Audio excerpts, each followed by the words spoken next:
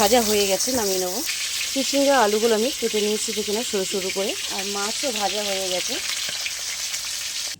ঝোলে পড়বে 5 ফোড়ন।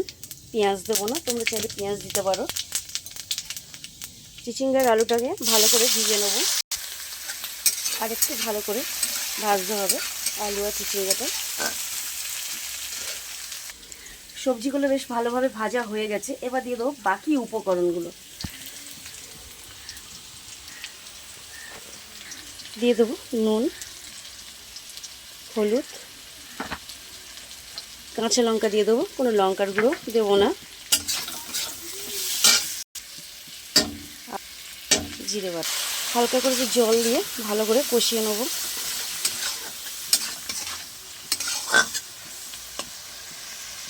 ভালোভাবে কষানো হয়ে গেছে, আর দিয়ে দেবো জল। মাছের ঝোল হয়ে গেছে, নামিয়ে নেব। চিচিঙ্গা দিয়ে তেলাপিয়া মাছের পাতলা করে ঝোল দেখে নাও বন্ধুরা, কমপ্লিট হয়ে গেছে। তোমরা এরকম ট্রাই করে দেখতে পারো, আশা করি ভালোই লাগবে, খারাপ লাগবে না।